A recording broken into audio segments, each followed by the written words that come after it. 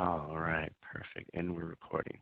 All right, I'm going to give people maybe another 15 seconds for this poll before I close it. Thank you all.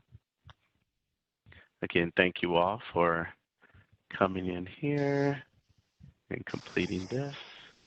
Getting more people coming in. All right, I'm going to go ahead and close this poll. We got a good amount of people that have provided information. And let's see, close the poll. Perfect. All right, great. And it looks like we had people to, for your knowledge, Rita and Victoria, between minimal and moderate is what folks have indicated on the poll. So just to let you know from our audience members that folks have indicated minimal and moderate in regards to their current knowledge.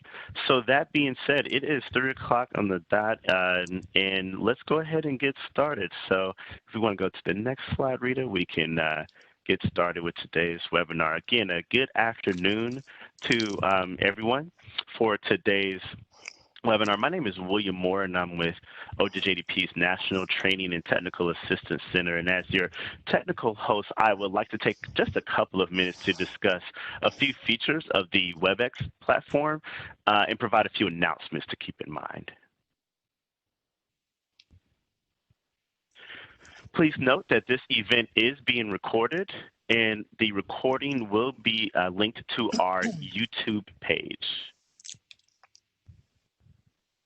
You can view past webinar events that are archived on our YouTube page, and you'll click on the link here, or you'll see the link here, and you can go straight there to view past archived Zero Abuse webinars as well. If you'd like to receive the transcript or any supporting materials related to those webinars, please be sure to contact the OJJDP TTA Help Desk at ojjdptta@usdoj.gov. If you're having trouble uploading any of the event materials prior to the webinar, then please be sure to reach out to the OJJDP TTA Help Desk. If you would like to have optimal audio for today's webinar, then please be sure to dial out through the WebEx, into WebEx through your phone. When you're connected through a phone or a headset, the icon should appear next to your name in the participants panel.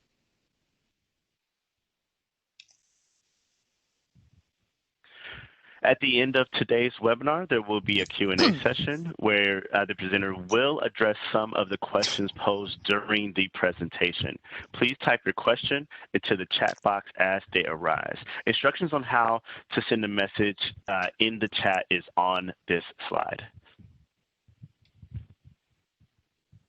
Now, for those of you who are participating in today's webinar as a group, meaning it's yourself and additional people, we'd like to help you to practice utilizing the chat by taking a few minutes just to help us count.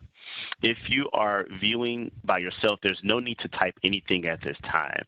However, if you're viewing it in a group, meaning there's more than one individuals who are with you, please be sure to go into the chat and type the total number of additional people that are in the room with you today. Again, if you're viewing alone, there's no need to type anything at this time. However, if you're viewing with other individuals, you can type in those total number of additional people that are in the room with you today. So for me, if it's me and my mom watching today's webinar, I will put a +1 in the chat.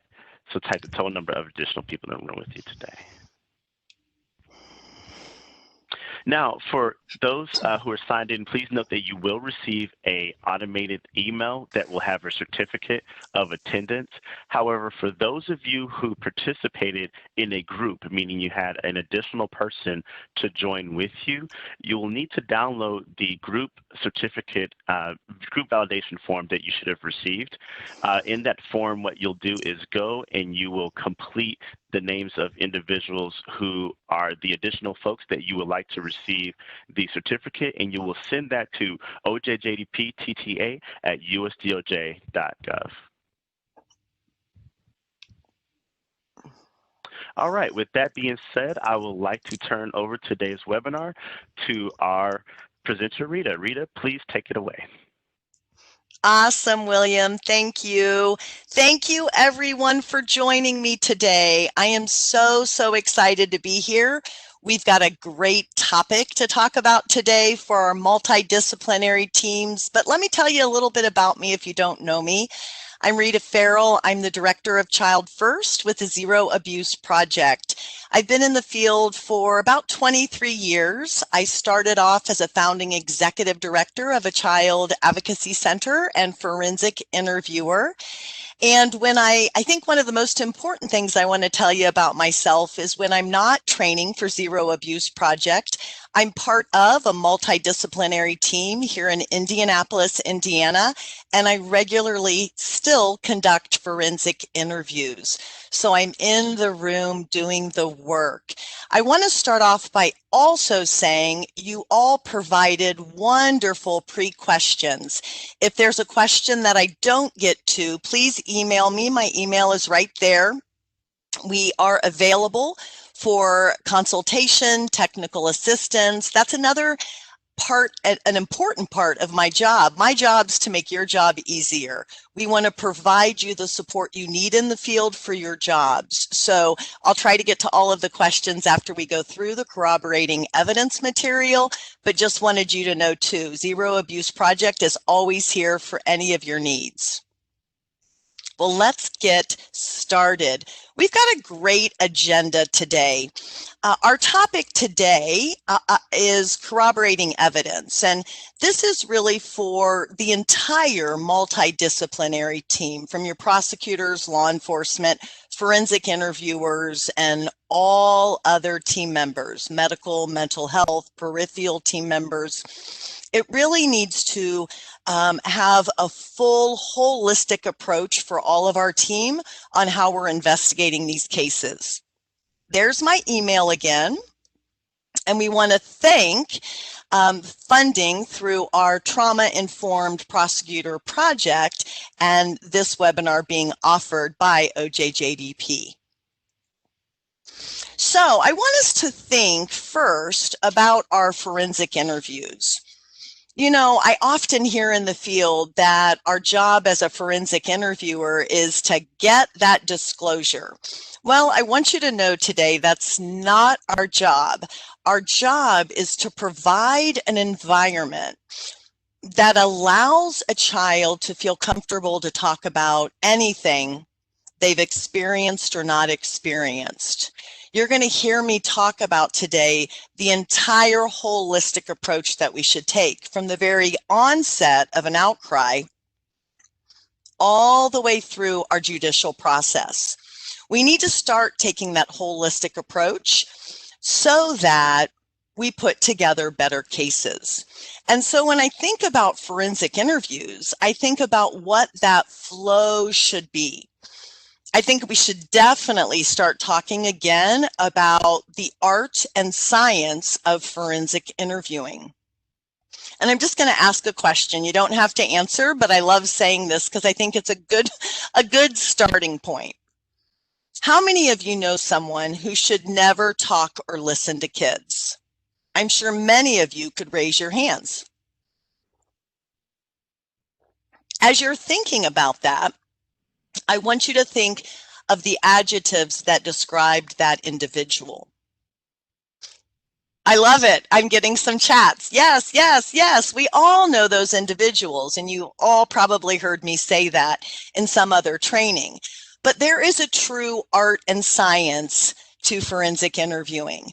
The art is your flow, your connection, your ability to listen and gather those facts for your investigators. That's your personality. The science is all of the research, protocols, things that we can teach you about our process and what to do and what not to do, but there's got to be a balance of both. I think when we look at corroborating evidence, we want our forensic interviews to flow like this. I look at it as we have this process listening to a child, and we always want to follow that child in our flexible models and fall back on our protocols and process. And we're guiding in a non-leading, non-suggestive manner, of course, but we're guiding that child to be able to communicate about anything. So I want us to not just look solely on the allegation before us, but I want us to look more holistic, because what we see is kind of that grasping at straws. Do you not love this road sign here? This is actually somewhere in the world, the big fork in a road, right? Of where do I go next? If we are in our forensic interviews asking, what question do I ask next? We're asking too many closed, direct questions. So I want you to open it up. We all know that the most preferred question type in forensic interviewing is open-ended questions, right? Working through an hourglass approach of maybe starting open, maybe asking a yes or no or more direct, but immediately following it up with an open-ended. There's some amazing research done by Wolfman and others and Tom Lyon about really looking at question formation and what they call pairing. Tom Lyon's recent article on faux invitations really rang true for me as far as how critical our question formation is in gathering the facts for our investigators. And so we want to look at one solid road. You may turn, you may go, but we don't want the big fork in the road, right? And kind of wondering, where do I go next? That's not going to make sense to the child, to the interviewer, and then let's look holistically. Your team is not going to understand, you're going to lose your team, and ultimately it's the jurors that are also going to be lost. So we want to organize our interviews in a way that is that sequential piece that you all need for your cases, right? And so I often think that interviewers say, well, we're going to go from, the start to the finish and gather what we can about all the acts and da-da-da-da-da. But the reality is the importance of corroborating questions needs to be included in any process, any nationally recognized protocol that you're using, right? Your job as an interviewer is to elicit that information. However, that forensic interview is but one piece of an entire investigation. There's no one right way to interview a child, right? All children, all cases, everything's different. But one thing's for sure, we don't want a he said, she said case. We often hear from particular regions in our nation, and one of the main topics that prosecutors bring up to us is that we still have that he said, she said case. And so I think, gosh, why is that, right? Is it the investigators? Is it the forensic interview? Is it just not understanding that corroborating evidence piece? And so I want everyone to know that it's everyone on our team, right? If I, though, at the very onset, don't gather the appropriate information from the child for the investigators to corroborate or refute, right, those children's statements, then it won't end very well in the judicial process. We all know why. We all follow best practice. And in that best practice, with every child statement, which is, as you know, the best indicator that something has happened, right? With our question formation, investigators should be able to find 20 to 40 corroborating details. And so I think oftentimes we think about all the things we're doing in our process from the beginning to the middle to the end, right? Working or looking to get that disclosure. And then the child discloses and the interviewers kind of have an oh crap moment, like what? Where do I go from here? And so I never want us to do that. We have to remember when a child discloses, it's our role to gather all of that information so that that the investigators can go corroborate. And not having where things are or what things sounded like, sight, sound, smells, taste, sensory, all of those things, we're not going to be able to put thorough investigations together. So a couple reminders and considerations for being able to gather as much possible corroborating evidence that we can is to, one, focus on episodic event retrieval. I think that this is something in the field that's oftentimes abandoned by interviewers, and I want us to remember that episodic memory training, right? I want us to remember our role, and we want to gather all the details of that disclosure. I also want you to consider that, especially in this time of the pandemic, no matter what process you use or what nationally protocol you use, recognized protocol you use, is that we want to be exploring polyvictimization. Polyvictimization and exploring for all forms of maltreatment in our interviews is critical, especially during the pandemic. We have at Zero Abuse Project created a sample list of questions.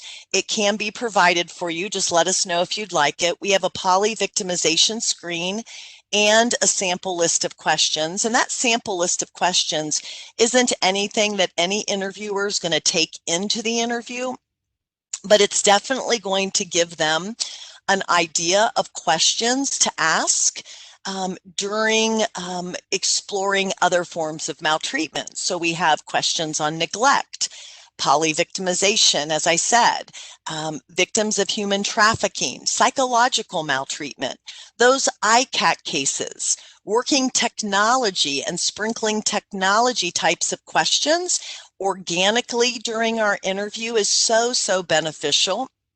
We also have and are working on questions that interviewers should ask on strangulation cases, right?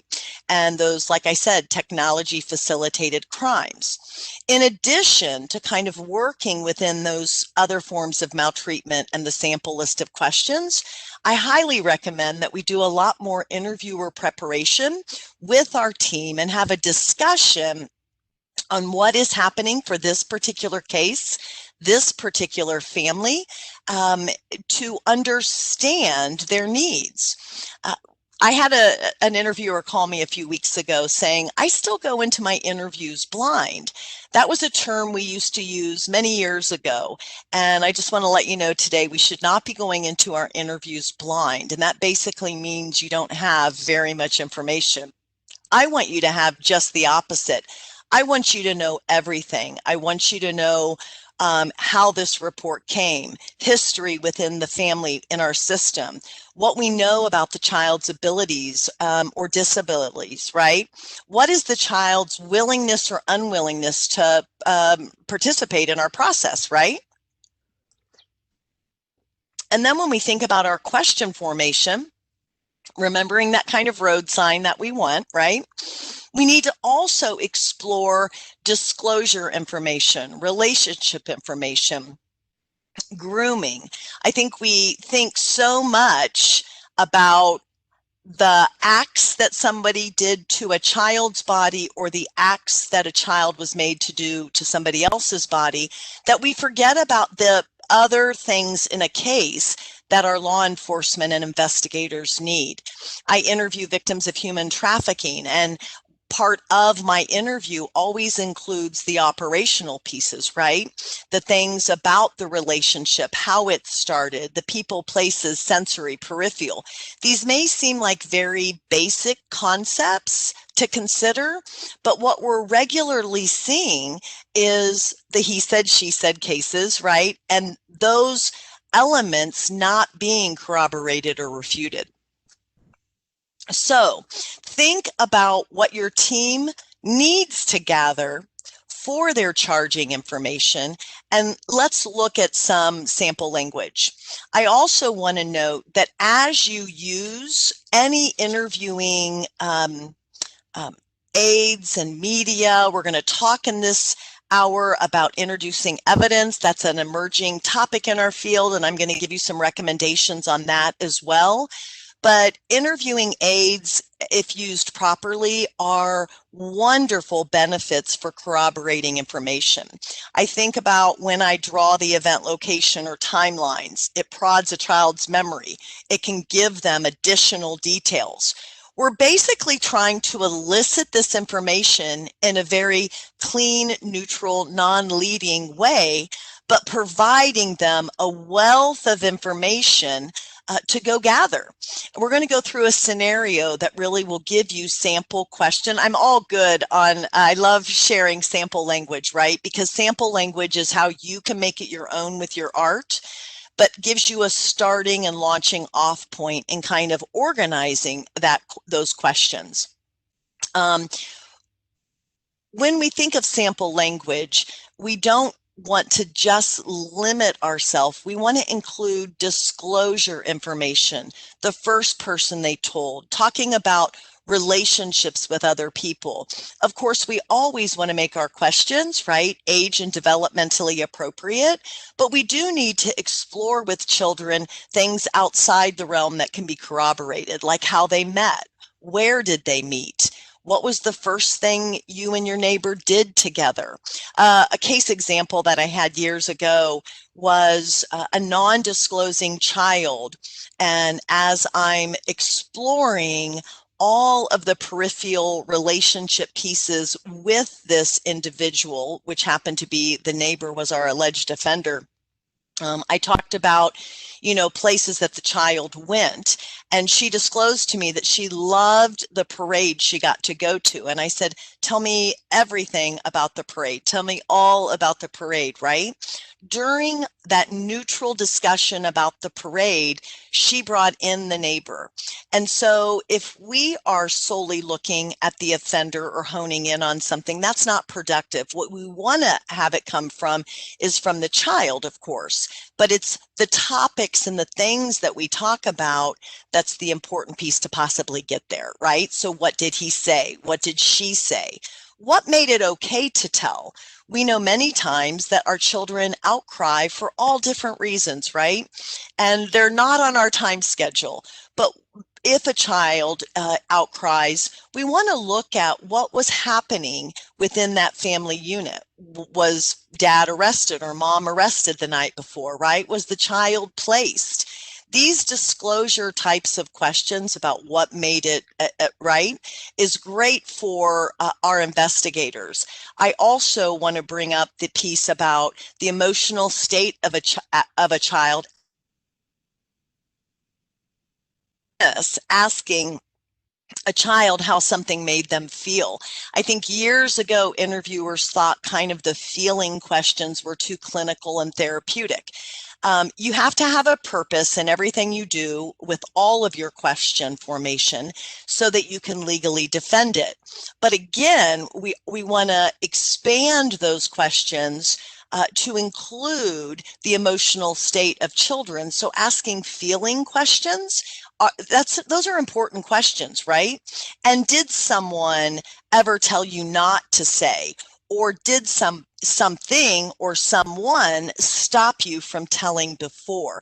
Those kinds of open prompts, always using, of course, someone or something, and giving children the option out, of course, with our question formation, really provide valuable information.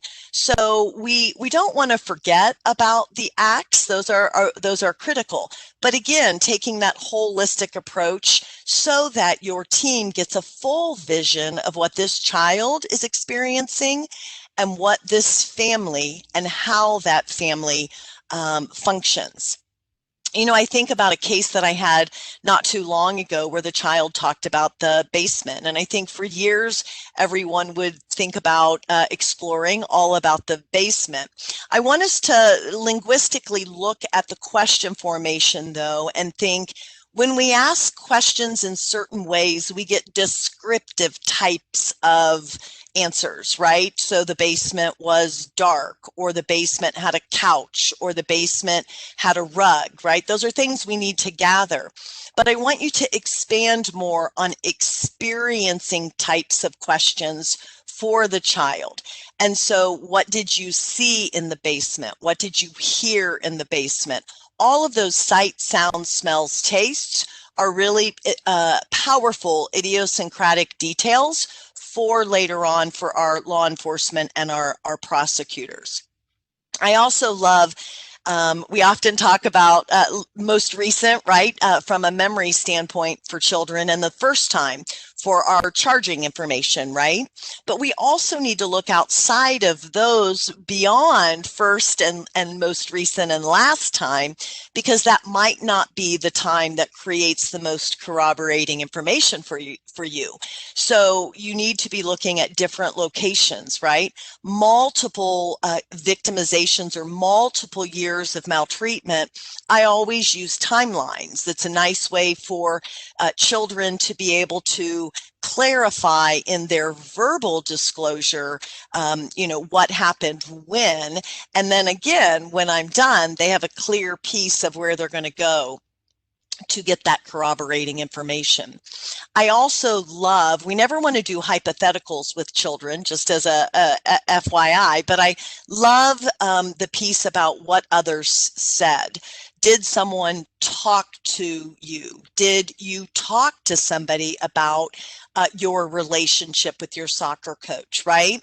And having that other conversation and what they told other people should be explored as well.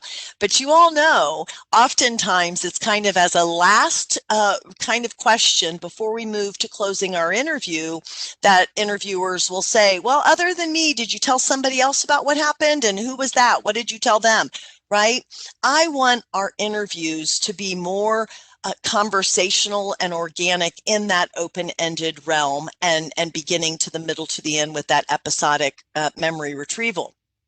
I never want us to be in kind of a rote list of questions at the end to go, oh, I've got to explore other forms of maltreatment, so I'm just going to ask a whole bunch of questions right now. See where I'm going with that? We want them to come up naturally. I'm going to talk a little bit about telephones. Telephones is a hot topic. Technology obviously is very important to many children that we interview and to our cases. And I have lots of regions and jurisdictions that will say, oh no, we have the child leave their phones out with their caregivers. And then I have some regions and jurisdictions that say, no, we let the phones come in. So I'm posing this to you now, and when we get to the phone, we're going to talk about that. Just give me your thoughts on that. But for me, I use anything that the child communicates about, brings into the interview as a launching off point for discussion, right? How they communicate, what's happening, right? And how do they do that in their life? How does it look unique for that individual children or child before us? So refer to that sample list of questions. I absolutely love it. And specifically for our multiple victimizations, our victims of human trafficking, and just think about your most recent interviews that you've seen or done, or your cases. Did the interviewer ask about money being exchanged? I'll tell you a little bit about the Dallas example at the hotel I stayed in a minute. Are they asking those sensory sight, sound, smells? And really, what were the natures of conversations, right? Our ICAC task force needs certain information. That's why we developed questions specific and had help from ICAC in making that list of questions, because they need different information that some other cases might not need. But then we ask ourselves as interviewers, how do we gather the usernames? How do we ask about the logins? How do we phrase a question to talk about that first meeting, or who solicited that first meeting? All of the devices and media, or how communication was exchanged. There's just a wealth of information. And I do think sometimes we feel like when we obtain that disclosure, for lack of a better word, or get the disclosure, right, we're kind of lost. And where do we go next? Actually, that's where everybody should perk up. This is where the meat, for lack of a better way, for your investigators, this is where it all happens or doesn't happen, right? The fact that you have that outcry is not enough. we need to be asking all of those corroborating questions. And so I think of Anne Graffin Walker, a linguistical expert, obviously, in our field, and her third edition of her book, Handbook for Questioning Children, really breaks down the linguistical pieces that I want us to consider. But don't always have, right, one way of doing your interviews. I think we're so overworked and our caseloads are so heavy. I better than anyone know what you all deal with, and we're going to talk about that in the question piece. But I don't ever want us going into our work in kind of a, we do this, do that, do this, another day, another interview, another same thing, same thing, same thing. Just the opposite what I want you to do. I want you to prepare so thoroughly that every interview from a child's perspective does look different, that you're tailoring and creating your questions and asking your questions, and don't leave some area until you've gathered all of those. You know, years ago, we used to talk about our question formation in more of a funnel where you start open-ended and drill down for the details. That is not best practice right now, right?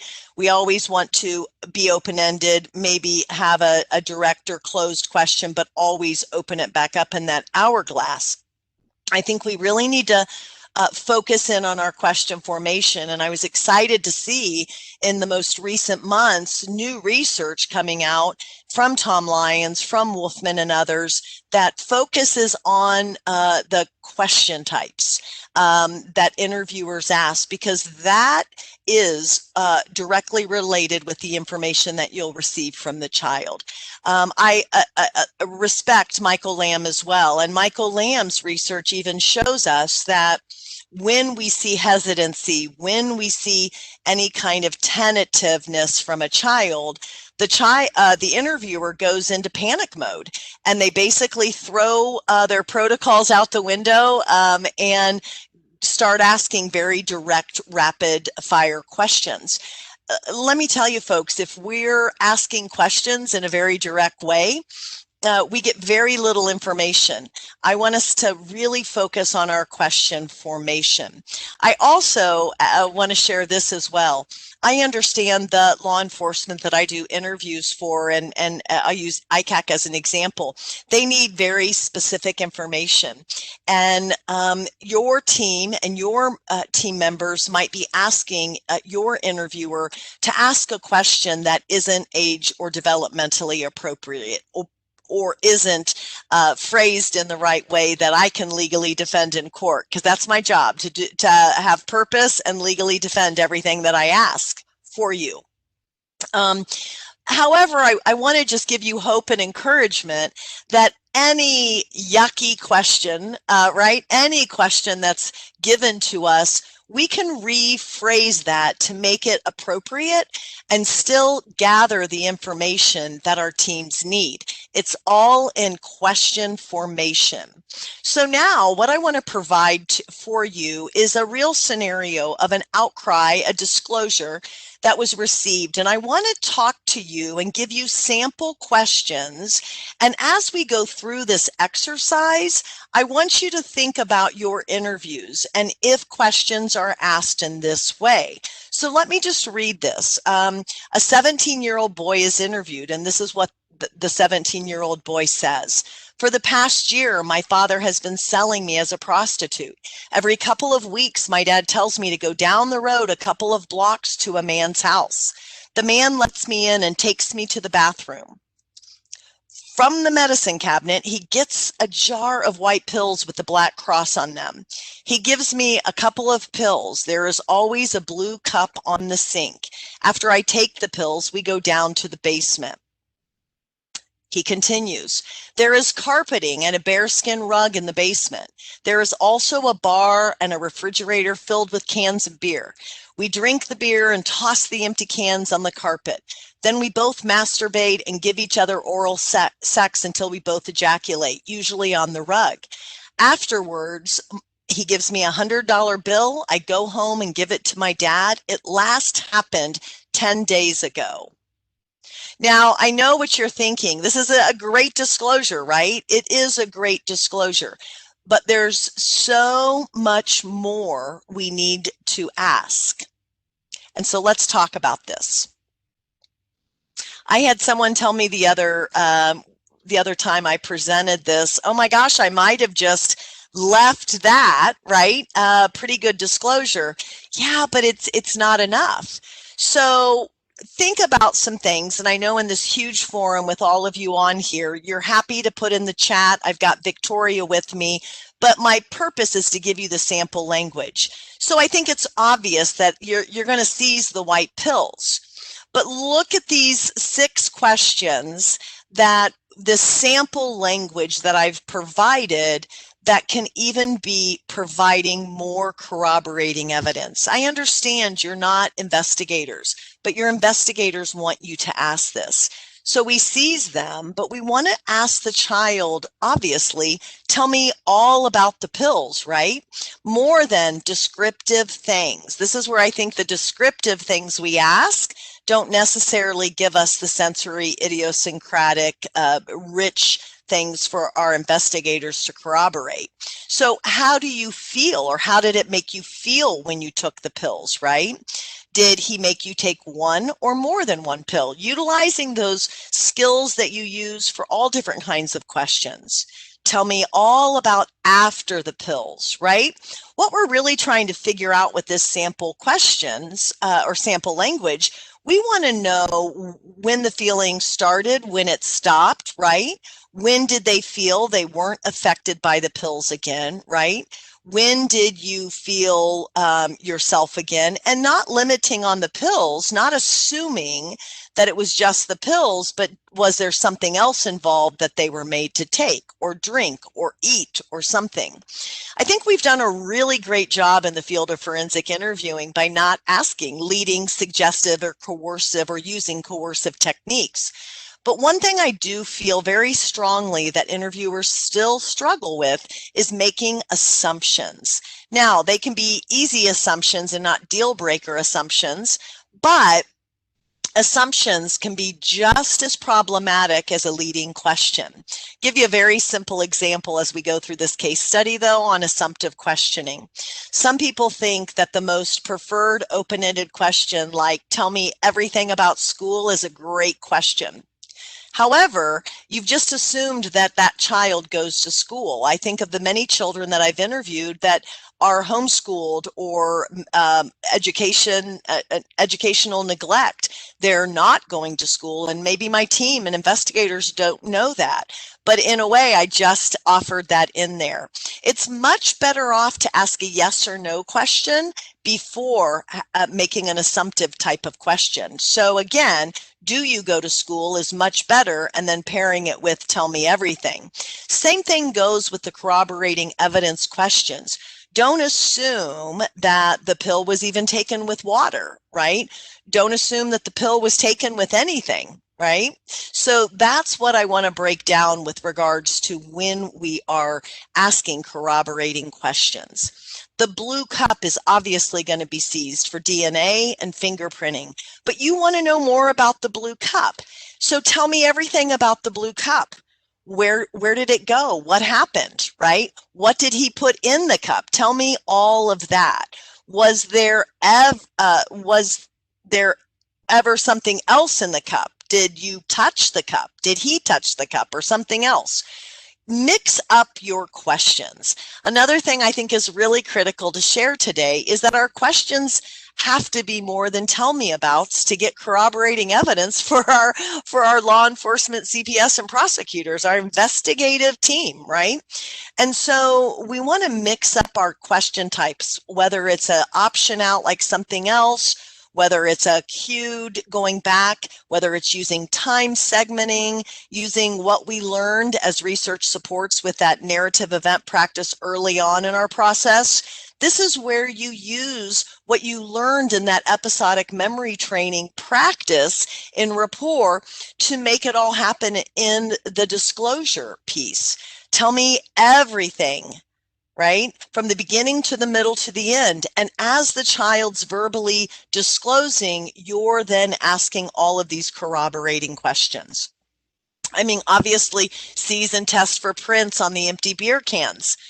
Are we asking, as something like that comes up, are we asking right then and there all about the beer cans, what they look like? One time or more than one time again. Tell me what the beer tasted like. What did you see? What did you hear? What did it feel like, right? Not only on your body, what did the pills make you feel like? What did the beer make you feel like? And as I'm teaching this today, I'm not wanting it to be kind of in a rote list, right? We want it to be more conversational and organic. I always make my next question based on what the child said, but those sensory are so, so powerful. Obviously, we're going to seize the garbage and collect all of the beer cans. Think about the bearskin rug and the carpet, the semen stains. I'm going to tell you, little Lucas, a case study that I did that I think it'll bring home the polyvictimization screening that you should do. But you're going to ask all about the carpet from the beginning to the middle to the end, not just what the carpet looked like, what color the carpet was. You want to ask those sensory. And then constantly talking about what was said. Right? Kids oftentimes, as you know, have problems with source monitoring. So we want to, as they're verbally telling us about something, asking, did he say something on the rug? Right? Where did this go? Where did that go? How did that make you feel? Right? Children, that's where we get the powerful information. He said that he'd kill my mom. It made me scared, right? If we don't ask, they don't tell. They don't know to tell. You know, that's the other piece that I think we need to understand with regards to corroborating evidence. Kids think you have all the information. They don't know that you don't have all of it, right? You have an allegation. You have an intake form. You might have some knowledge, right? Within this family and this case, but kids think you know it all. So just two reminders there. Always use Tom Lyon, a respected researcher. I know you all know Tom. Respect him so much. I love his ignorant interviewer, that term that he coined. It's so powerful when we say things to children like, I wasn't there. I don't know what happened. Tell me everything about what happened on the carpet and the bearskin rug. Right? From the beginning to the middle to the end. And really concretely breaking down and anchoring one event and not moving forward to anything else until you have all of those corroborating pieces. I think sometimes we kind of, again, want to jump around or pull at straws. Another piece with regards to the I wasn't there kind of really great, rich statement, empowers children to know they're the information holder, right? Another statement that I love is to the I wasn't there, is to avoid, not that I love, I want you all to avoid this. Never say to a child, I heard. When we say I heard to a child, really in any role that we're in, it says that we have all the information and we just want you to reaffirm what we already know, right? So be really cautious of that. Going back to our scenario now, let's look at the neighborhood, collateral witnesses, right? Ask about children going into and out of the other man's home. We want to know if there's other potential victims. Did you see something? What did you see when you walked to the man's home? What did you hear when you walked to the man's home? Tell me everything about when you first walked into the man's home. What did you see? And take it that detailed. What was the weather like? These are great corroborating elements. But think about the last time you asked about weather in your interviews, right? Think about all of the technology, the phone, the cell phone, the email records. We're going to check bank records, right, for withdrawals, deposits. You know, was it he said $100 bill, right?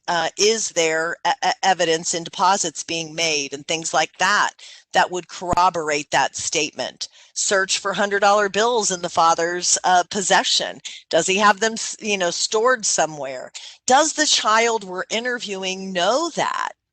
And so sometimes we also think that a child might not be able to give us that information. I always ask. And then, you know, if they say they don't, tell me all about what you do know, right? From their perspective. I love talking about the phone. So here's where I'm going to bring the little cell phone thing. I don't know what your practice is, but it has generated some really good discussions. And some of the discussions that I've heard is, you know, I don't want to bring the phone in the room, or as soon as the child gets into the room, I make them turn it off and set it down. You know, that's creating a barrier and a block with that art and that science kind of balance that I talked about earlier.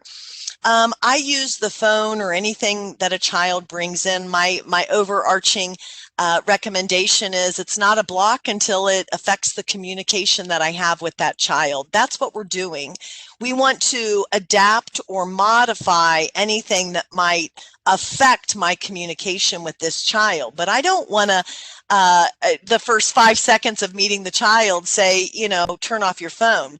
And let me tell you, the last people that any child wants to hold their phone while I'm interviewing them is their caregivers. Let's leave your phone with your caregiver. That's not going to go over well, right? So if a child's using their phone, I just ask about their phone. These are great ways for you to incorporate whatever's presenting in the interview to your holistic approach and questioning them about everything, not just one thing. Ask them how they communicate. What other types of technology do they use? And then you can sprinkle in those questions about movies or magazines or other things they've been exposed to. Has anyone taken a picture of you or made you take a picture of them or something else, right? Tell me how your dad communicated. Did he say something about the man, right? And really exploring all these things. Can you notice as we go through these slides on that one piece of disclosure that we received from that young man, all the things that are providing for our law enforcement corroborating pieces. Bank records, how money got exchanged. Now, granted, when we think developmentally appropriate, some children aren't going to be able to know that, right? And it's okay that they don't. Adjust your questions to make them age and developmentally appropriate. Did someone ever talk to you about the money? Again, source monitoring. What did they see? Did they see anything, hear anything? Those sensory, I think we should really increase within our forensic interviews. And when you gave your dad the money, then what happened? Use those facilitative cues to keep the narrative going instead of making another question up. So this will be in the suggestions at the very end, but you know, you should be making your question based on what the child just said. That helps with that sequential timeline. Obviously, it's going to be purposeful, right? We're not going to follow them down a rabbit hole. But you said you gave your dad the money. Then what happened? We're not done talking about that, right? Instead of ending everything that a child says and going on to something different, think about the multiple things that we could gather from just that money or just the pill or just the beer, right? Or just the bearskin. There's a good amount of time to be spent in each of those areas. So don't leave it until all appropriate details are explored. The best feeling I can have is when I check in with my team. I wear an earpiece for a young child. I step out for an older child. But the best thing my team can tell me is, nice job, no other questions, right? Because I've explored all of those. I think about what they need, right, for their charges. And this is where I think a lot of questions came in the early polls with team development, that camaraderie, how we hold each other up in tough times, right? Tough cases, overworked schedules, our caseloads, right? But I'm going to work with my team to know the elements of the crime, right? And make all of my questions age appropriate. No longer do I want our pre-interview meetings with law enforcement to be, okay, here's what we got, here's how old the child is, da da da da da da da, 5 minutes, and then you go into the room, right? I really want us to spend a good amount of time having discussions. What if this presents? okay, what if this adolescent says something that they've been involved in during the victimization, like a crime, right? What is my team thinking about that? We're going to get to the evidence piece here, but what physical evidence or other evidence do we have, whether it's externally derived or tangible, right? And what are some thoughts we need to give to that? I don't ever want you to feel like you're alone on the island. And that's why I say always, reach out to us at Zero Abuse Project. We're there. We're an email or a phone call away to help you with any concerns you have. I really love staying right there for that single road and guiding that child through whatever they want to talk about and making your next question based on what they just said. That will eliminate you grabbing at straws. I see a couple chats. I will get to them at the end, I promise. We've got a few more minutes. And I want to talk about a hot topic. Y'all know introducing evidence is a hot topic. And so let's dive into this. Just a couple considerations. The National Children's Alliance, the national body that oversees the standards for child advocacy centers and forensic interviewing, they have standards for your multidisciplinary team and your CAC. And so I've just listed all of them here. It's huge, right? The standards are huge, but this is the piece I wanted to bring you to, was number 10. Number 10 is you must have within your forensic interviewing process, whether you use Child First or NICHD or ABSAC or NCA, they're all very similar. We all collaborate and work together with the articles that we've published together. And a lot of my great friends are in other realms of protocols, but we all have similarities. We all navigate through the same phases, and these standards say you've got to be able to articulate your policy, your standard for introducing evidence within the forensic interview. And so all of those written guidelines and agreements that your CACs have should be agreed upon by all multidisciplinary team members. And here's where I'm going to just say something else. With those policies that everybody's agreeing to in that MOU, then you actually have to do it. You don't get to pick and choose which child in which particular area of your state or jurisdiction gets a full investigation and this gets just this kind of investigation. All children should be afforded the same opportunity when it comes to our investigations. And so have consistency with your practice. And that's why we have wonderful organizations like the National Children's Alliance and ABSAC, American Professional Society on the Abuse of Children, that provides guidelines and standards. So our overall recommendation is have a thoughtful approach. There's a difference in every single case. And what I mean by that is sometimes, most of the times, for the child advocacy centers, the case is there for a purpose. We just don't pull kids off the street and do a forensic interview, do we, teams? No, there's a purpose. There's been an outcry. There's a reason we're there today. And so when I think about that outcry, the outcry's been made already, or there's a precautionary, someone's outcried for them, right? In some of our federal cases, they have all the evidence and no outcry, right? They identify and rescue and recover, and they just do amazing work. Shout out to all of those folks. But we need to articulate the differences and the process that we use. Just like, here's a question I always get. Do you think we need just one nationally recognized protocol in the nation, Rita? And I say no, and here's why.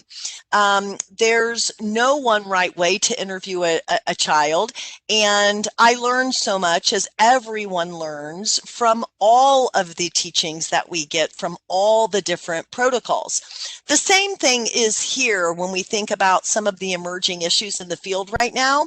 There's no one right way to introduce evidence, and every process that's utilized may be different. So there's not one fits all. Like, we always do it this way if my team has evidence, or we always do it this way. I think it should go back to our foundational, at least my foundational and zero abuse projects and Child First Foundation is everything we do is in the best interests of the child. There's been a number of times in the thousands of children I've interviewed that they have done away with the case to save the child. And I respect that, right? And so we do want to have advanced training on introducing evidence, learn what's appropriate, what's not appropriate. And you've got to have that discussion with your MDT, right? And your DAs should be involved in that decision making. For lack of a better term, I don't want anybody out there just doing rogue introducing of evidence without even having that agreement as to what's happening and what's agreed upon. Because ultimately, right, your DAs have to protect in court. And so the discussions in the field, just a couple thoughts. We never want to use anything, and I'll say evidence, and I'll also say diagrams and interviewing aids, because we use interviewing aids. I use diagrams and dolls in my forensic interviews in a purposeful and legally defensible manner. But like evidence or diagrams should never be used to elicit a disclosure. I'm going to say it again so I'm not misunderstood. Evidence and interviewing aids should never be used to elicit a disclosure. They merely are aids to allow children to communicate or show, right, or discuss things differently, right? We all know verbal disclosures are important as we walk them through the beginning to the middle to the end. That's how we gather all of those corroborating evidence pieces. But we never want to disregard that a huge percentage of children, trauma symptoms, children who have experienced multiple forms of maltreatment, multiple victimizations, right? We don't want to ever disregard that they may need other means of communication. And so it's never going to be to elicit something. It's always going to be to facilitate that verbal discussion. And so we've always got to hold our teams accountable on case-focused or child-focused. I'm just going to say it. I'm currently in the middle of co-authoring an article with a great friend and friend Pete Singer on trauma, right? And how children and introducing evidence can affect. And it's all of these things right here. Realize that sometimes our children don't know about the evidence that y'all might have. There's already reluctance or that cost-benefit analysis that they're doing, right? Should I stay within the confines of what is normal in my life, even if it has and involves maltreatment? Or do I step out into the unknown and trust all y'all, right, to protect me? The child's health and wellness holistically, right? Their safety, health, and wellness needs to be above everything else. And then I always go back to the purpose. I'm not saying don't do it. People ask me, have you introduced evidence? Yes, I have. And I've done it in a way that's in the best interest of the child. That's all I'm saying, right? But can someone else identify whatever evidence that you do want to use? And do I, as the forensic interviewer, need to be the one to introduce that? Is it appropriate for me to introduce it? Now, I know we have interviewers of all roles. I have interviewers like myself who do interviews at a CAC. We have many law enforcement that do their own forensic interviews, and then CPS investigators also do forensic interviews. Just understand when you're doing a forensic interview, your hat or role at that moment is one of a forensic interviewer, right? You can't bring in your investigative roles. You can't bring in your CPS conversations, right? You want to make sure that we're differentiating between that. And just some overarching here, 7 considerations I want to is remember child's best interests. Can somebody else identify what's my role? Do we know if the child knows about this? The other thing too, I think is really important to think about I think about a journal that was given to me a few years ago, and I was asked to present that into my interview, and I had said, how about I approach it this way? I understand the child's not disclosing.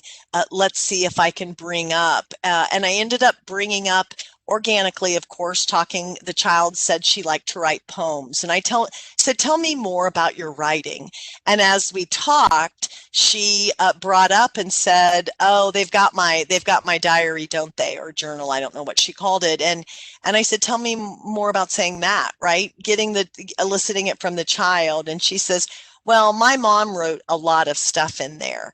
And so you never know if what you're introducing, in this particular case, mom owned it. Mom was writing in her journal another way, obviously, right? That very crafty, I guess, for lack of a better word, but mom had written that. So if we didn't, but if I had introduced that, I would have actually been presenting false information.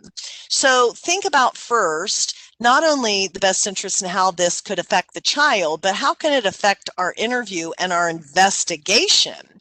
And do I have a purpose? We've already said a number of these things, but I can't emphasize it enough.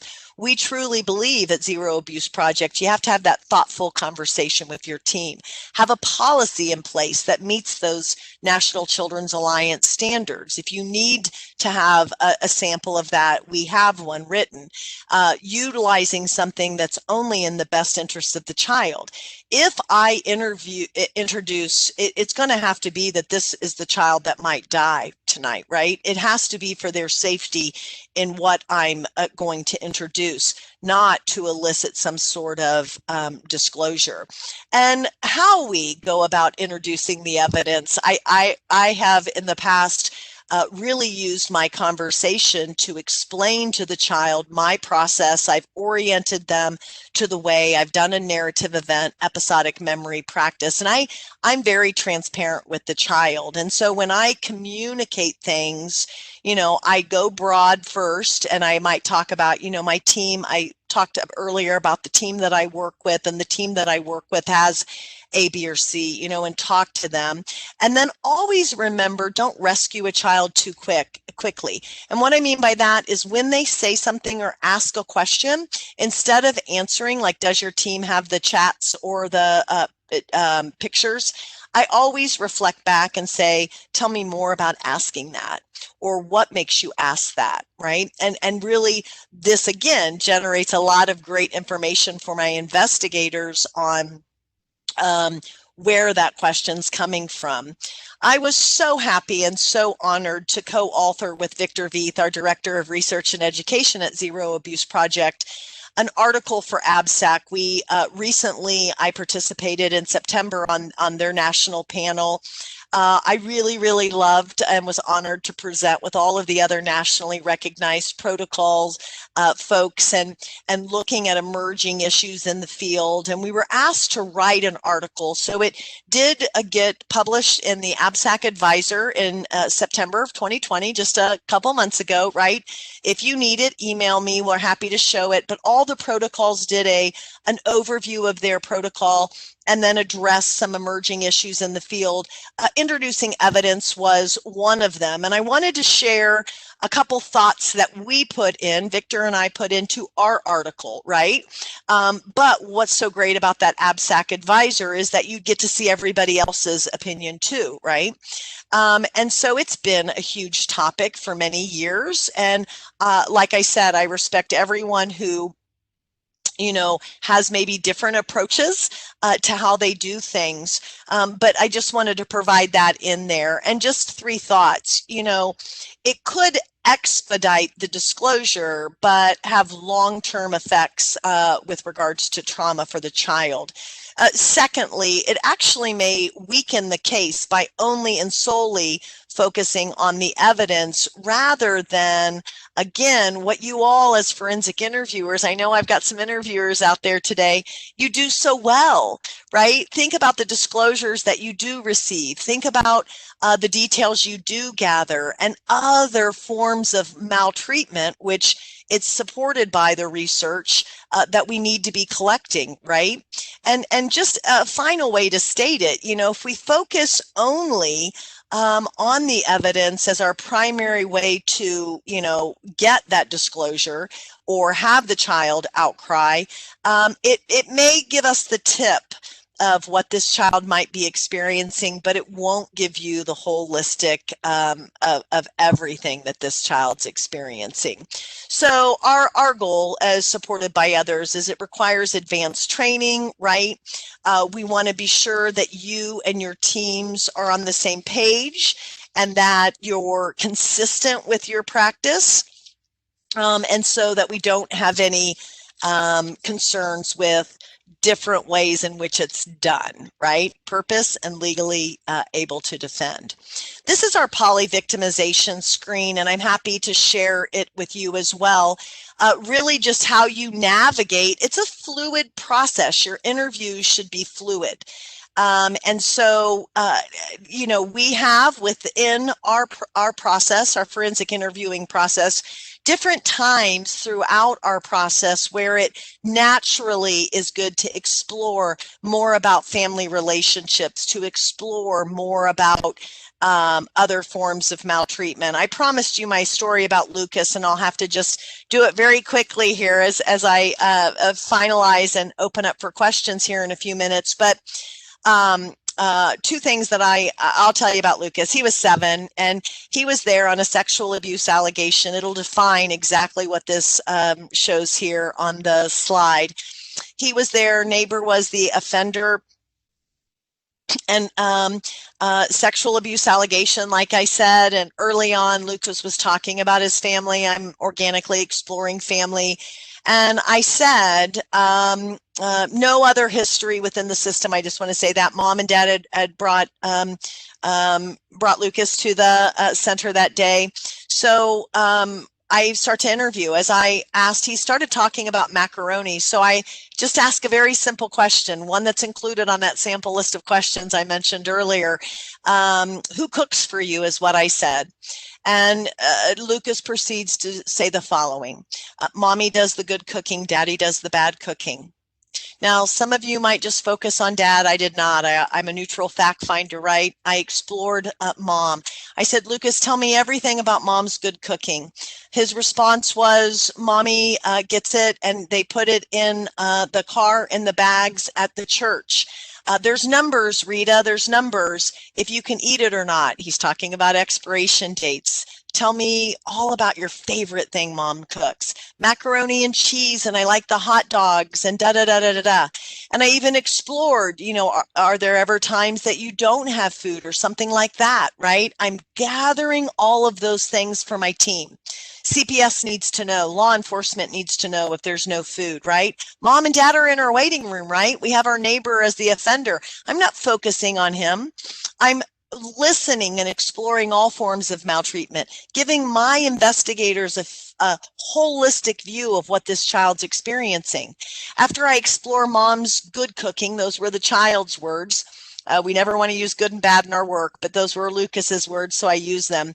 Then I explored all about Dad's bad cooking, and this is what the child told me. Rita, that's the part I can't see. There's big pots in the kitchen, and Daddy puts foil on the windows when he cooks, and it smells really bad.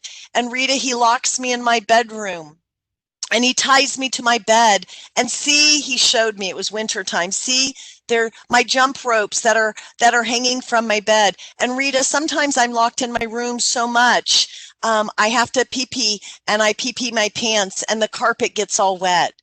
I asked all the corroborating questions, just like we did in that example earlier about the 17-year-old boy, where the jump rope is. Do you think my law enforcement cut out the carpet? Yes. There was no history of drugs with his family. My team is on the phone. Narcotics is in the other room, right? They're getting a search warrant for the home as that's happening. Mom and Dad are no longer in the waiting room after my interview, right? They were arrested. But Lucas goes on to tell me, as I'm gathering all of this corroborating evidence about the bad cooking, is what he called it. And then when Mommy and Daddy have their parties, their cooking parties is what Lucas called it. Tell me more about the cooking parties. Well, that's when me and Susie and Sally have to go over to neighbor Bob's. See where I'm going here? Yep. They're not only having a drug party, and you know what he's cooking. Dad's cooking meth. I won't have you guess, but they're distributing. My investigators, law enforcement, had no idea this was a huge meth lab, right?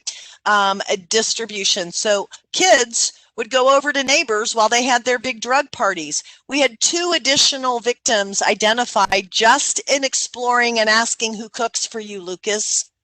Of course, we got to the neighbors and we got all of the sexual abuse allegation, but that's just an example of how this can look when we really consider polyvictimization and screening for all forms of maltreatment. Really, really powerful case. Moving on, and I know William's about ready to bring the hook in and take me off, but you all know this, the best practice. It's in your slides. Nothing should change. The core components of best practice and what you've always done should maintain. We should have that consistency. If a child outcries in Michigan and a child outcries in Florida, we want that consistency that they're all given the same investigation process, and it needs to have an eye towards corroboration. Or it's going to be a he said, she said case, and we're not going to be successful. We've learned a lot over the years historically, right? We know why MDTs are formed, and we know why CACs are there, right? We know best practice and how to do it. But still today, we see shortcuts. We see things happening at the onset that's affecting our success in the judicial process. So have specialized investigators, which many of you have, involve the prosecutor at the onset of an allegation. And then consider, like I said, those episodic event retrieval, and give children a starting off point, a launching off point. Tell me everything from the beginning to the middle to the end. What's the first thing that happened, Lucas? Children don't know where you want them to begin, so oftentimes they kind of start in the middle. So that language will give them an launching off. As a reminder, we've talked about the relationship. We've talked about all the drawings that we can do, right? Keep open. Keep that conversation, that verbal, right? Before directly going to something like evidence or something else. Use time segmenting. Tell me everything from this time to this time. It's so amazing. And like I said, tell me more about your phone. Use those things that are brought up in maybe rapport about what the child likes to do. And always, always consider the child first. You've seen those 2 slides, and then I'm going to end and open it up for questions. But I want to tell you about these group scenarios that you'll have in your worksheet. We have them here not to go over today, but this is a way that you can talk to your team about a number of different scenarios and talk about how you would go in gathering those corroborating details, or how you might use evidence and ask about evidence and alternatives, right, to introducing evidence. So in closing, here's what I want to say as I stop sharing and give it over for questions. In your jobs, you're overworked, your caseloads are heavy. And I know one thing for sure, you oftentimes get very, very little thanks. Today, on behalf of myself and my entire team at Zero Abuse Project, I thank you today.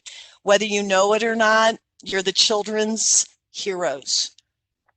You're their voices, and you're also a hero to me. Thank you for all that you do for the children in your state, and all the work that you do to protect them. And now we're going to open it up for questions.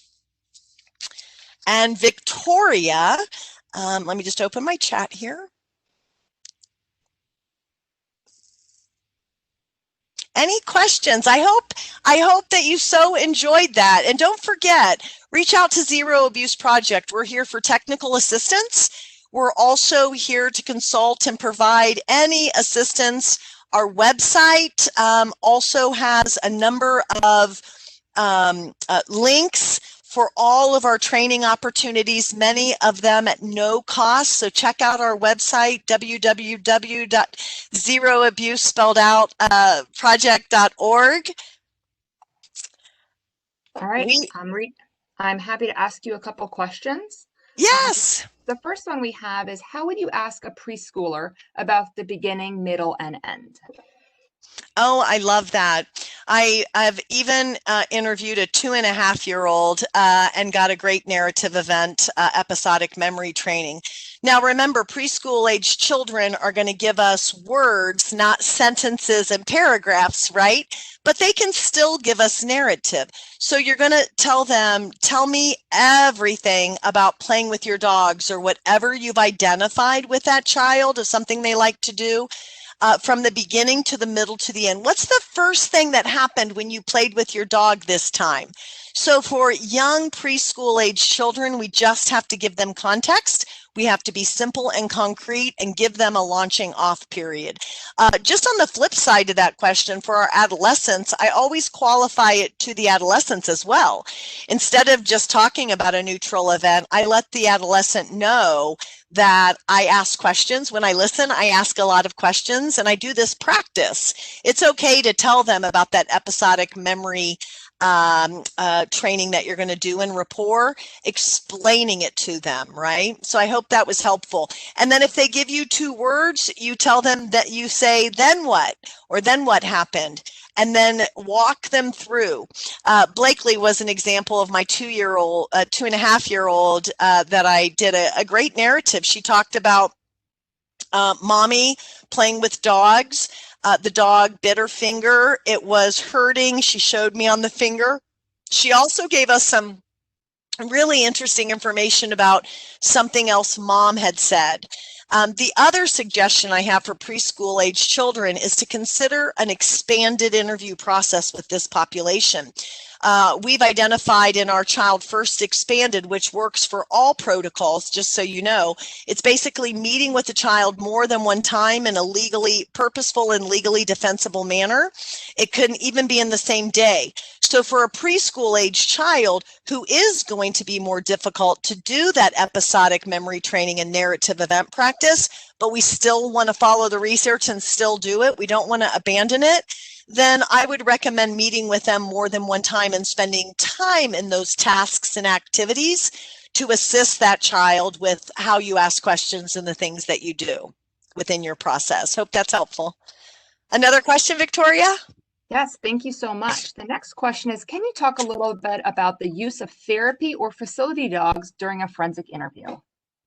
Oh, I love our courthouse dogs that I've done a lot of work with, assisted dogs from the West. I have an advanced presentation on utilizing dogs within our forensic interviews, and it's probably too long, so if you want to email me offhand, but they can be very effective tools, right? But there are things that we need to consider, just like everything else: purpose, considerations, and techniques. A couple examples, I always recommend that we introduce the dog, right? We have the dog there from the beginning to the middle to the end of our interview, not just bring them in when the dog is needed. So I have a ton of information regarding utilizing dogs in our interview. I think that we also have to define that there's different kinds of dogs, different training that's provided. And so we never want to, like our field, we have so many acronyms, right, in our field. We also have terminology that means the same thing to some people and different things to some people, right?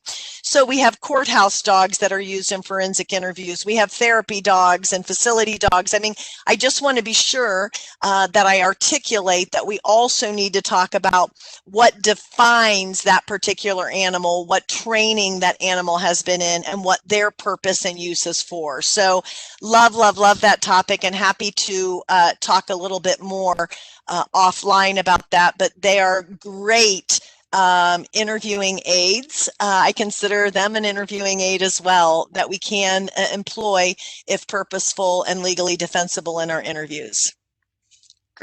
Great. Thank you so much, Rita. We have another question for you. How do you get to the topic of concern when the child has no clue why they are at the CAC? Oh, I love this question. Well, first, we need to start doing a lot more interviewer preparation and child and family preparation.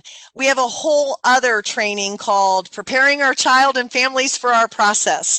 I never want you to ask a child, how come they're there today, or tell me what they know about being there today, and you get some random answer like toy tester, mommy said I was going to the dentist or the doctor, right? That makes your job more difficult. So we have provided, and I have this language, it's really a script. I want you to give your frontline professionals, give your CPS law enforcement so that they can prepare the children. It's not coaching them, it's giving context to this process that's so unknown. We also have language, and it's also in our first response training also. We also have language for caregivers and what CPS and law enforcement should say to caregivers to prepare them. Because I guarantee you, when our first responders, law enforcement and CPS, leave the house or school or set up the interview, the next thing that the parent is doing is running and getting that child and saying, what's going on? You know, right? Asking 100 million different questions to that child. Whether they do it with their words or not, subconsciously they're telling the child not to talk about it because they are panicked. The state was just here, right? Y'all, the myths for child protection and law enforcement just sadden me. You know, what does normal our society think CPS does? That they take children away. They have no context to know that that's exactly the opposite of what you want to do. You are all about reunification, right? It takes a lot for you to take a child and remove a child. And the same thing for law enforcement. You know, a lot of folks don't understand how you serve and protect, right? And all that you do in your jobs.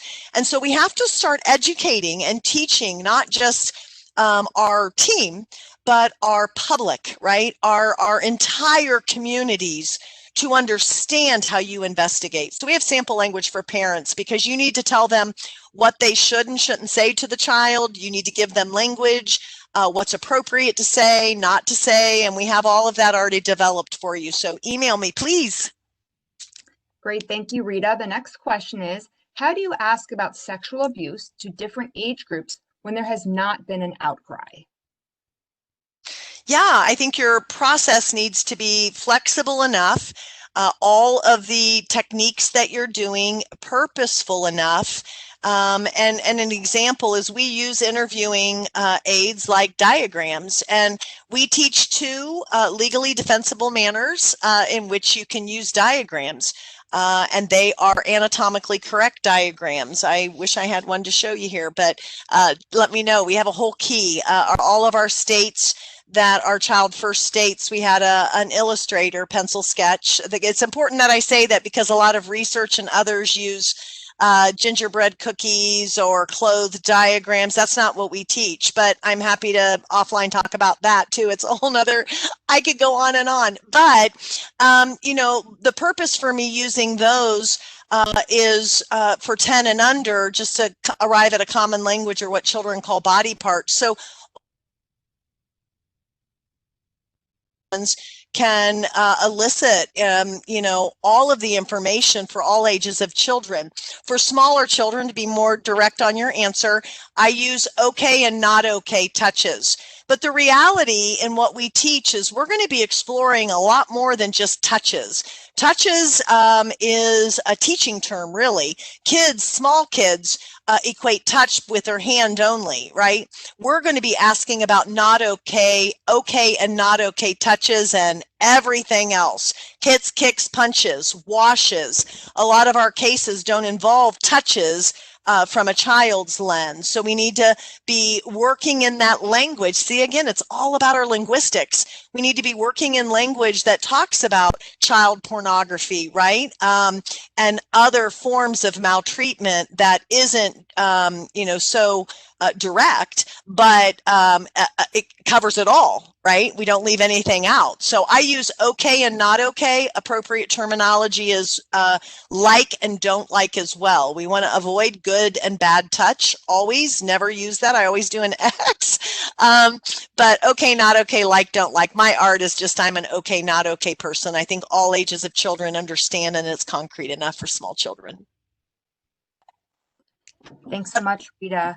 If anyone has any other questions, can you please put them in the chat or in the Q&A portion of the platform? I love all of the questions. And again, please know, one thing during this pandemic that we often get in the next few minutes, unless Victoria gets another question, she'll chime in and interrupt me, but a lot of you are stressed. A lot of our teams are worn out. And so know that we do have suggestions for that team health, self-care.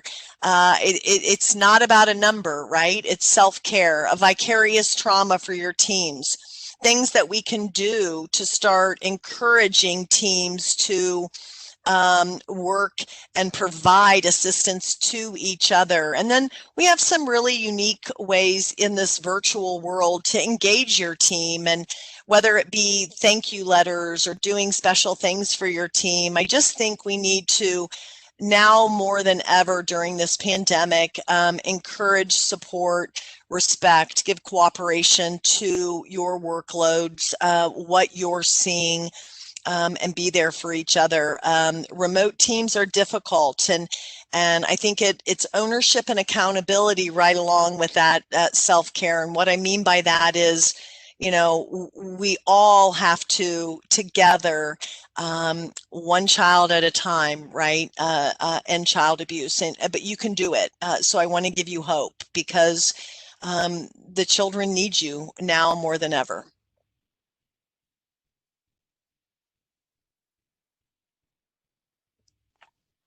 Thanks so much, Rita. We have another question. If a child uses non-scientific vocabulary for body parts, do you correct that vocabulary, or do you use what the child used? Oh, great question. We never want to correct a child. That child is the expert, and whatever word the child uses is the word I use throughout my entire interview. I will just let you know that most children do not use scientific or anatomically correct names, so be prepared for that. But it's, again, great when the child uses words that's their own, and we follow their words. Always use the child's words. Yep. Even if you're uncomfortable with it. And I think I've got like 2 more minutes or 3 more minutes to throw this in here. I get it. Some adults aren't comfortable with diagrams or dolls or lots of things that we may do in the forensic interview. And this is where I always kind of say it like it is. Y'all know me or know that, but we have to get over ourselves.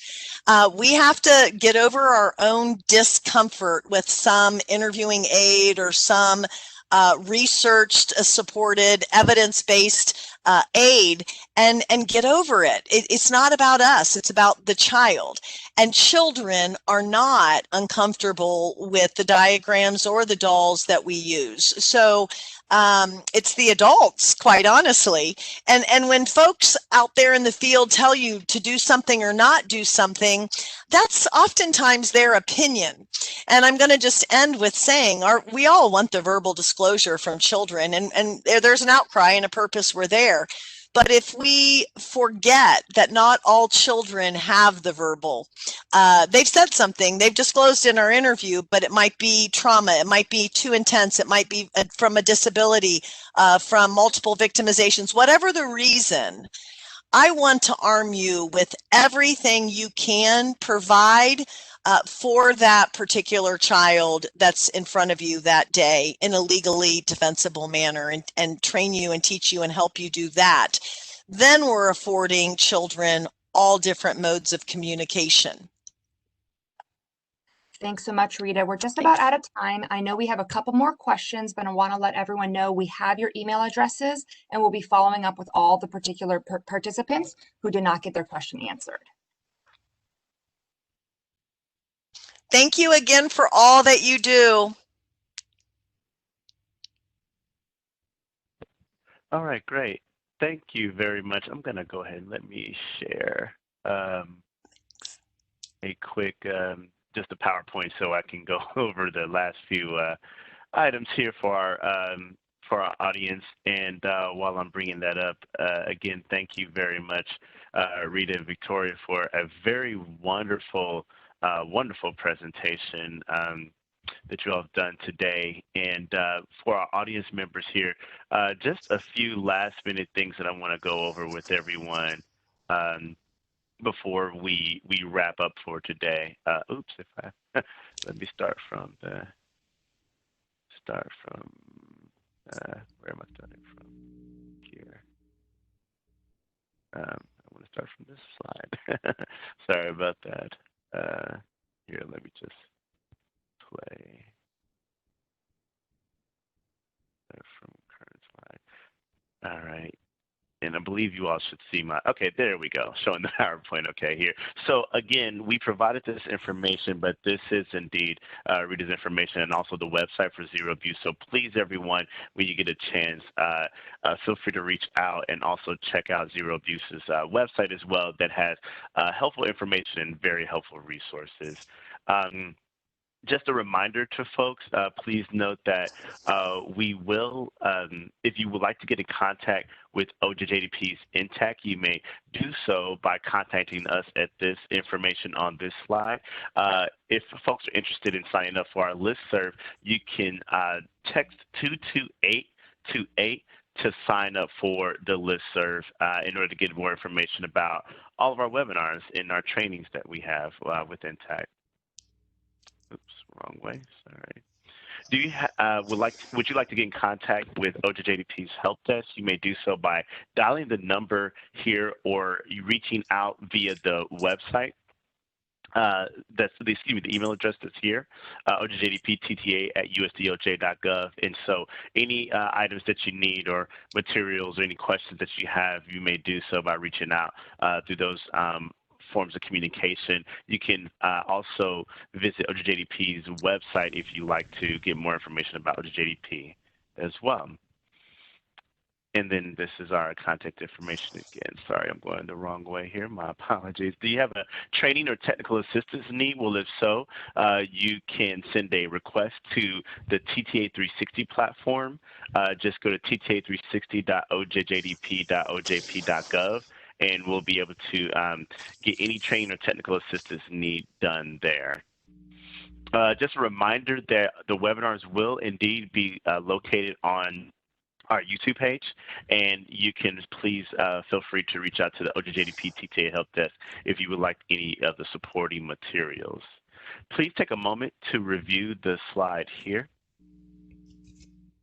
And also, we have a couple of other webinars that are coming up. This Friday on the 6th, we have a webinar with our colleagues at NDAA. We also have another webinar with our colleagues with Zero Abuse coming up on November 10th. We have a webinar, and then we are finishing up the month of November with a couple of more webinars with our colleagues with Zero Abuse. Please be mindful that the webinar on the 19th is only for MDT, law enforcement, and prosecutors. And finally, let me stop sharing my screen. And what I want to do is just launch one last poll question for those remaining here. And this poll question essentially is for us to just get an idea from folks to know how you plan to apply the information that you learned today. And so that poll question will come up shortly. All right, and note that this poll question is multiple select, meaning that you can indeed select multiple options. And we just want to know, how do you plan on applying the information from this webinar? Please take a moment just to complete this information and let us know. Again, you can select multiple options here, but all we want to know is just how do you plan on applying the information that you learned from this particular webinar? Again, I want to thank our presenters, Rita, our moderators, Victoria, supporting staff at Intact for hosting a wonderful webinar today. I'm going to leave this up for maybe about another 20 seconds or so. Victoria and Rita, if you all would like, we can have a quick debrief afterwards, but to our audience, I'm going to bid them adieu and tell them thank you very much for joining today. Rita and Victoria, you all can stay on, and everyone else take care, and thank you very much. All right. All right. So we're in the practice session mode, so it's only us that can hear us, panelists and hosts.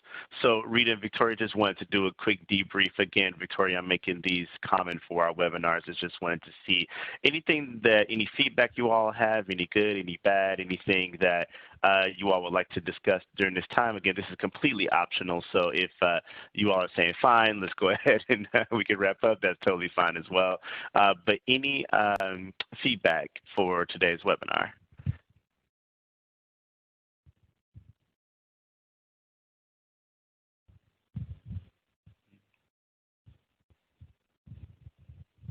Okay. Actually, hold on one second. It looks like people can still hear. So this is what I'll do.